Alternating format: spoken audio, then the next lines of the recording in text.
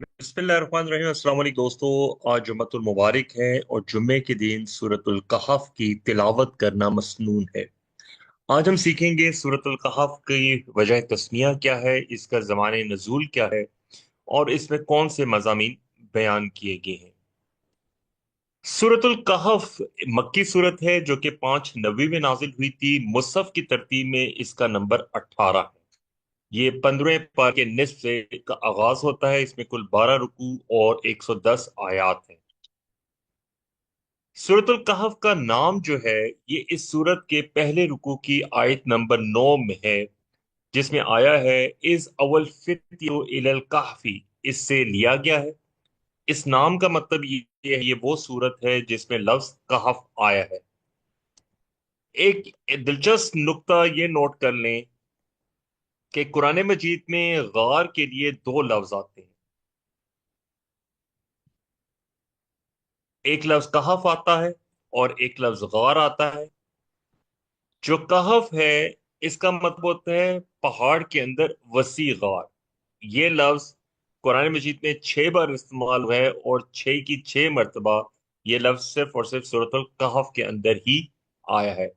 पहली बार आयत नंबर 9 में, फिर आयत नंबर 10 में, फिर आयत नंबर 11 में, फिर आयत नंबर 16 में, आयत नंबर 17 में और फिर सबसे आखिर में आयत नंबर 25 में इसका जिक्र हुआ है। दिलचस्प नुकता यह भी है कि इस 6 में से 4 मरतबा ये लफ्ज अल कहफ यानी अलिफ लाम के साथ आया है, जबकि 2 दफा ये मुरकब इजाफी के तौर पे कहफिहिम मुरकब इजाफी के तौर पर आया है। जबकि दूसरा लफ्ज जो गार इस्तेमाल हुआ है कुरान मजीद में, गार कहते हैं तंग गार को। ये एक लफ्ज सिर्फ और सिर्फ कुरान मजीद में एक ही बार इस्तेमाल हुआ है, जो कि सूरह तौबा में आया है। और ये हिजरत मदीना के वक्त जब हजूर अकरम सल्लल्लाहु अलैहि वसल्लम और हज़रत अबू बकर सिद्दीक गार सोर में क़याम पजीर थे, तो उस वक्त जो हजूर अकरम सल्लल्लाहु अलैहि वसल्लम ने हजरत अबू बकर सिद्दीक को फरमाया था, उस कॉन्टेक्स्ट में ये लफ्ज इस्तेमाल हुआ सूरह तौबा के अंदर। इसका ज़माने नज़ूल जो है, अगर हम सूरतुल कहफ के मज़ामीन पे गौर करते हैं तो ये हमें अंदाज़ा होता है कि मक्का के तीसरे दौर के आगाज में ये सूरत नाजिल हुई। यानी ये हिजरत हबशा से नाजिल हुई है। ये वो दौर था जबकि कुफार मक्का ने जुल्म सितम और मुजाहमत तो शुरू कर दी थी, लेकिन अभी तक उनके जुल्म सितम और मुजाहमत की वजह से हिजरत हबशा नहीं हुई थी। इस वक्त जो मुसलमान सताए जा रहे थे उनको असहाबे कहफ का किस्सा पर्टिकुलरली सुनाया गया था, ताकि उनकी हिम्मत बंधे और उन्हें मालूम हो कि अहले ईमान अपना ईमान बचाने के लिए इससे पहले क्या कुछ कर चुके हैं। अगर हम इसके मजामीन पे गौर करें तो शुरू की चंद आयात जो हैं, आयत नंबर 1 से 8, वो तमहीदी आयात हैं जिसमें नज़ुल कुरान का मकसद वाज़ेह किया गया है। उसके बाद आयत नंबर 9 से लेके आयत नंबर 26 तक असहाबे कहफ का किस्सा बयान किया गया है, जो दूसरी जिंदगी के लिए एक वाकयाती मिसाल भी है और जिसमें राह खुदा में हिजरत के ताल्लुक से रहनुमाई का सामान भी किया गया है।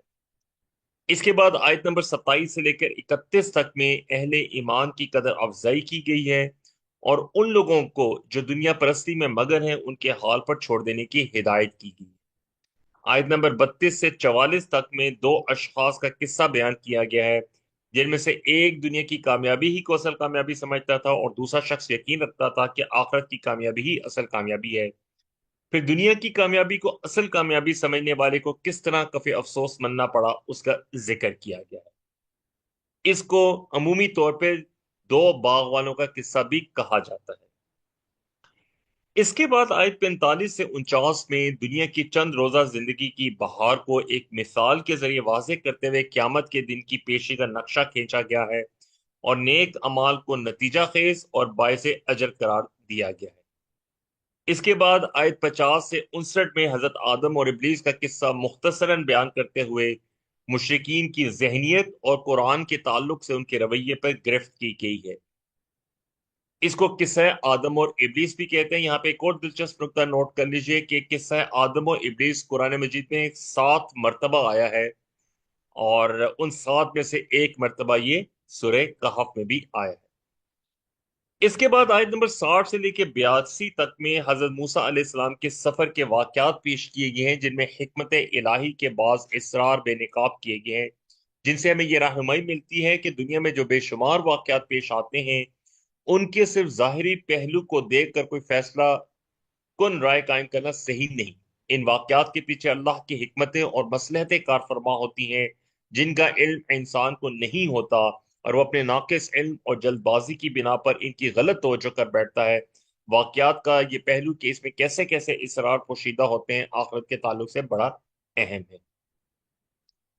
इस किस्से को किस्सा मूसा व खिजर भी कहा जाता है।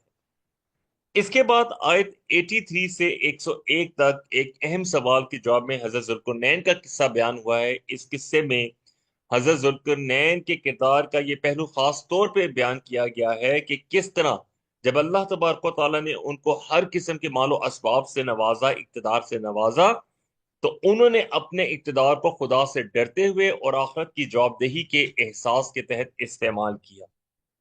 और फिर सूरत के आखिर यानी आयत 102 से 110 में, जो कि खात्मा की आयत है, इसमें शिर्क और इनकार आखिरत पर तनबीह की गई है। अल्हम्दुलिल्लाह, हमने आज सूरतुल कहफ की वजह तस्मिया, ज़माने नजूल और उसके मज़ामीन पढ़े हैं। आपसे दरख्वास्त है कि सूरतुल कहफ का जरूर तिलावत कीजिए। अल्लाह से दुआ है कि अल्लाह हमें कुरान पढ़ने, समझने, गौर करने, अमल करने, फैलाने और याद करने की तौफीक दे।